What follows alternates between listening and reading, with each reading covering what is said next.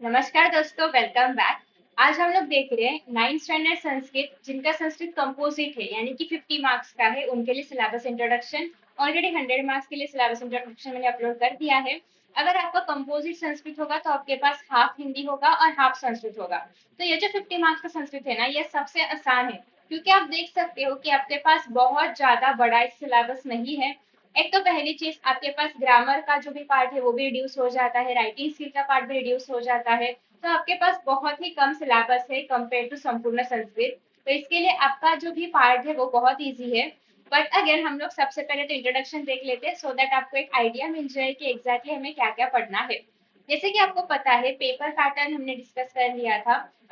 I guess हाँ, सबकुट का क्या था, संयुक्त का भी बाकी है, तो मैं वो अपलोड कर दूंगी जल्द ही। बट देखो, संयुक्त के पेपर पैटर्न में क्या क्या है। सबसे पहले तो एक सेक्शन आता है, दैट इज सुगम संस्कृतम, जो कि सबसे पहला सेक्शन होता है। इसके अंदर आपको चित्रपद कोश, संख्या और समय पूछा जाता है, जो कि आप यहाँ पे देख सकते हो। देखो, संख्या है, चित्रपद कोश है और समय है। अभी इसके ऊपर कैसे क्वेश्चंस आते हैं, तो बहुत ही एक एक शब्द लिखना है आपको, चित्र पहचान के उसका नाम लिखना है, या फिर नंबर पहचान के उसको अक्षर में लिखना है, या फिर अक्षर में दिया है उसको अंकों में लिखना है, या फिर समय का मिलान करना है। तो ये सब जो चीजें हैं वो आपको इसमें दिखाई देगी।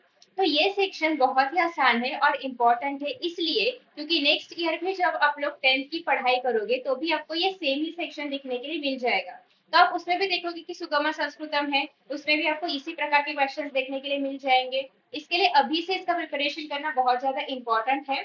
तो देखो, इसमें अभी ये तो हो गया कि हमारे पास एक मिनट, थोड़ा सा लाइट का इशू, हाँ अभी सॉल्व है, ठीक है। चलो, सो अभी देखो, ये तो हो गया सुगम संस्कृतम। अभी इसके बाद नेक्स्ट आता है, दैट इज प्रथमम सत्रम, यानी कि जो आपका फर्स्ट सेम का एग्जाम है। अभी आपको ये तो पता है कि आपको संस्कृत भी पढ़ना है और हिंदी भी पढ़ना है, तो आपका सिलेबस बहुत ही कम हो जाता है संस्कृत का। तो देखो, सबसे पहले तो आपको ये पता है कि सुगम संस्कृतम आता है, गद्य विभाग आता है, पद्य विभाग आता है, ग्रामर का पार्ट आता है। तो अभी गद्य में क्या क्या आएगा, सृष्टु गृहीत चौरह, ये टॉपिक आपको यहाँ पे दिखाई दे रहा है। तो इसमें कैसे होगा कि आपको ना एक ऑलमोस्ट 7 to 8 लाइन्स का एक पैसेज दिया जाएगा, और उसके ऊपर आपको क्वेश्चंस पूछे जाते हैं। एक वाक्य क्वेश्चंस हो सकते हैं, सत्यम असत्यम के हो सकते हैं, कारणम लिखो वाले क्वेश्चंस हो सकते हैं। तो ऐसे बहुत सारे टाइप के क्वेश्चंस आपको पूछे जा सकते हैं। तो ये सब किस में आता है, गद्य में आता है। अभी देखो, ये गद्य वाला चैप्टर हो गया। नेक्स्ट है अव्यय माला, दैट इज पद्यम। अभी पद्यम में क्या क्या पूछा जाता है, तो सबसे पहली बात तो पद्यम में ना आपको जो हमारे पास श्लोक है वो दिए जाएंगे, उसके ऊपर क्वेश्चंस पूछे जाएंगे, ये एक पार्ट है। दूसरा पार्ट ये है हमारे पास, दैट इज के आपके पास जो भी श्लोक रहेगा उसके इनिशियल वर्ड्स और एंड के वर्ड्स दिए जाएंगे, और वो जो श्लोक है उसको आपको फिल करना है, जो भी ब्लैंक्स रहेंगे उसमें फिल करना है। तो ये एक और पार्ट और एक और प्रकार का प्रश्न इसके अंदर पूछा जाता है। तो इस तरीके के क्वेश्चन आपको पद्य विभाग में दिखाई देंगे। आफ्टर दैट नेक्स्ट विभाग, आई मीन नेक्स्ट चैप्टर है, दैट इज किम मिथ्या किम वास्तव। ये एक संवाद रूप वाला चैप्टर है, यहाँ पे आपको संवाद दिखाई देगा, डायलॉग दिखाई देगा बेसिकली। तो देखो, ऐसे वाले जो भी चैप्टर्स होते हैं ना, ये आपको गद्य में ही आते हैं। ज्यादा कुछ डिफरेंस नहीं है इनमें, जैसे गद्य वाले 5 to 8 लाइन्स के, 7 to 8 लाइन्स के आपको पैसेज होते हैं। सिमिलरली संवाद का भी आपको 7 to 8 लाइन्स का पैसेज रहेगा। उसके ऊपर सेम क्वेश्चन, एक वाक्य में उत्तर लिखो, फिर एषा गद्यांश कस्मात् पाठक द्रुतः, इस प्रकार के क्वेश्चन आपको दिखाई देंगे। अलॉन्ग विद दैट एक नोट करने वाली चीज ये है कि कह कम वदती, मतलब किसने किससे कहा। ये जो क्वेश्चन होता है गद्य विभाग में पूछे जाने वाला, वो क्वेश्चन आपको संवाद के पार्ट में नहीं मिलेगा। वो क्वेश्चन आपको सिंपल, मतलब संवाद वाले नहीं, जो सिंपल सिंपल पार्ट है उसमें मिल जाएगा। बट संवाद वाले पार्ट में कह कम वदती, ये क्वेश्चन को अवॉइड किया जाता है। ठीक है, तो ये एक ही चेंज है, बाकी तो सारे क्वेश्चन ऑलमोस्ट सेम रहेंगे। नेक्स्ट आता है विद्यार्थमाला।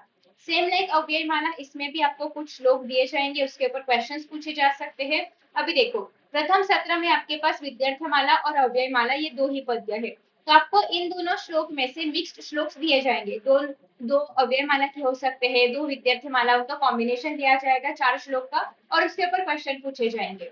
सिमिलरली जहां पे आपको श्लोक पूरा करने के लिए पूछा जाता है, वहां पे भी आपको कॉम्बिनेशन मिलेगा।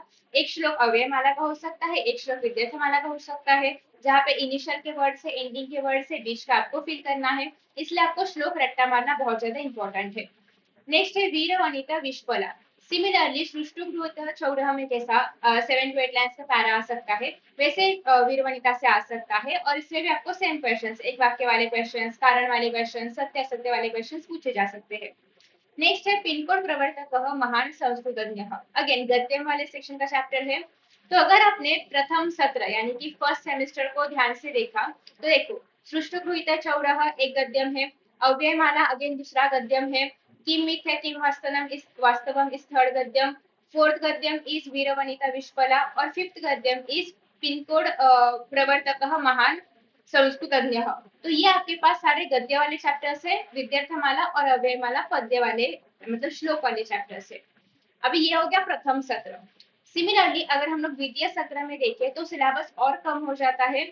यहाँ पे देखो सुक्ति सुधा एक हमारे पास पद्यम वाला है और काव्य शास्त्र विनोद दो ही पद्यम वाले हैं। इसमें भी आपको कॉम्बिनेशन में क्वेश्चन आएंगे, दो सुक्ति सुधा के श्लोक आ सकते हैं, दो काव्य शास्त्र विनोद के श्लोक आ सकते हैं आपको क्वेश्चन आंसर्स के लिए।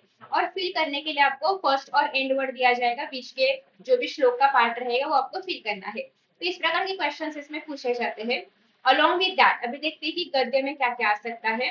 तो मनसः स्वच्छता एक गद्यम है हमारे पास, अमर कोशः दूसरा गद्यम है और मनोराज्यस्थ फलम तीसरा गद्यम है। तो 3 गद्यम आते हैं, 2 पद्यम आते हैं द्वितीय सत्र के लिए। तो द्वितीय सत्र इज क्वाइट रिड्यूस्ड। अगर आपने ऊपर देखा था प्रथम सत्र का तो इसमें 6 टोटल चैप्टर्स और ये सब मिला के था, इसमें 5 है, तो एक यहाँ पे रिड्यूस हो गया। अभी देखो ग्रामर में क्या क्या आता है। तो ग्रामर में आपको पूछा जा सकता है किम कृत्वा किम कर्तुम, मतलब जो त्वांत लबंत अव्यय है, हेतुअर्थक तुमंत अव्यय है, वो इसमें आ सकते हैं। ये तो मैं आपको करवाऊंगी ग्रामर का सेक्शन, सो डोंट वरी। अभी बस आपको एक ओवरव्यू या फिर आपको पता होना चाहिए कि एग्जैक्टली ग्रामर में आता क्या है। आफ्टर दैट नेक्स्ट देखो आपके पास है वर्णानाम साहचर्य।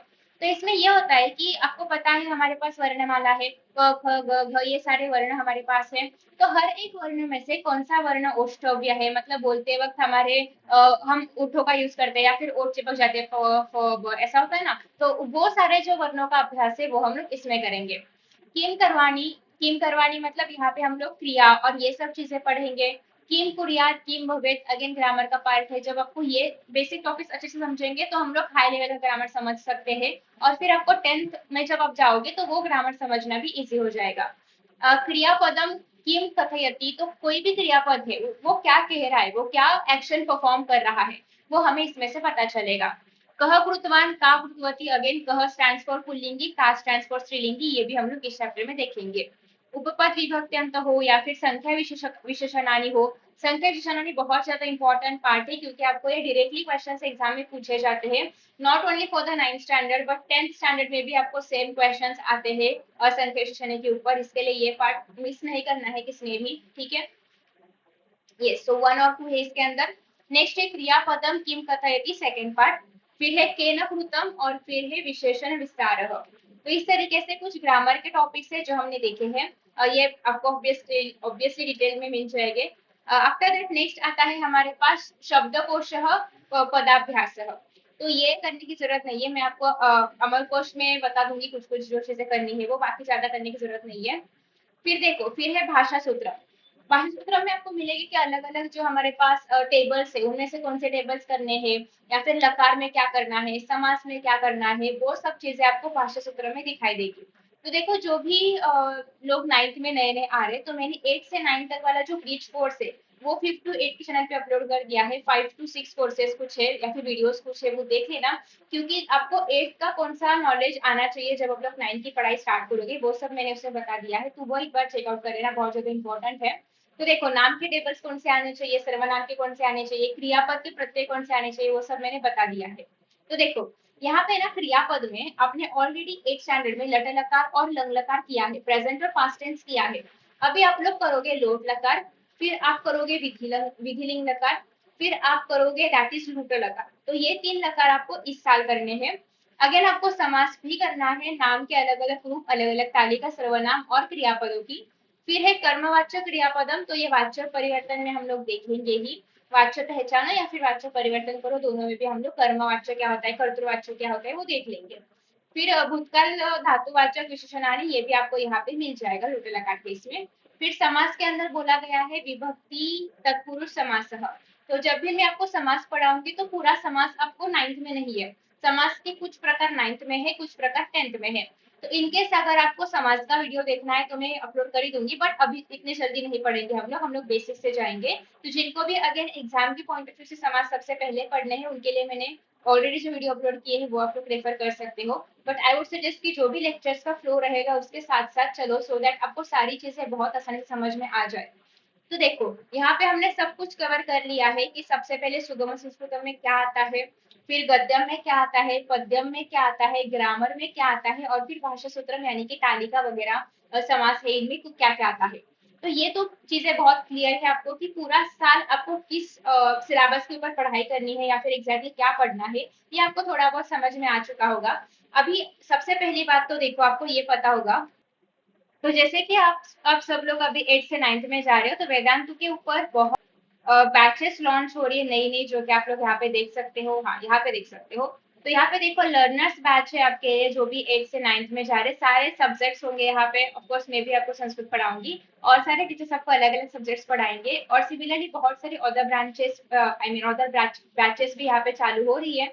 और साथ ही में अगर आपको पता हो तो यहाँ पे ना वेदांत के बहुत सारे ऑफलाइन सेशंस भी है। तो अगर आप चाहो तो वेदांतु के ऑफलाइन सेंटर्स में भी विजिट कर सकते हो। तो देखो ये कहाँ कहाँ पे है वो आपको यहाँ पे दिखाई दे रहा है, सारे जो भी एड्रेसेस है वो। तो यहाँ पे जाके भी आप लोग विजिट कर सकते हो। तो इस तरीके से आज के सेशन में हमने पढ़ा मतलब देखा है basically introduction of the syllabus. और नेक्स्ट वीडियो से हम लोग चालू करने वाले हैं चित्रपद कोश संपूर्ण और संयुक्त, दोनों भी संस्कृत के लिए सिमिलर पैटर्न में आते हैं या फिर सेम ही चीजें हैं। तो वो मैंने पहले से पढ़ा दिया है, तो आप दोनों भी देख सकते हो सेम सिलेबस के लिए। और नेक्स्ट जो चीजें अलग अलग रहेगी वो मैं अलग अलग अपलोड कर दूंगी, जो चीजें सेम रहेगी वो आप थंबनेल से देख के पहचान सकते हो कि दोनों भी सेम, मतलब संयुक्त के लिए भी है और संपूर्ण के लिए भी है। क्योंकि ऑलमोस्ट जो हम लोग देख सकते हैं कि 80-85% सिलेबस तो दोनों का सेम ही होता है। बस संपूर्ण में कुछ चीजें अलग से है जो कि संयुक्त में नहीं होती है, इतना ही डिफरेंस है, बाकी तो सब कुछ सेम ही होता है।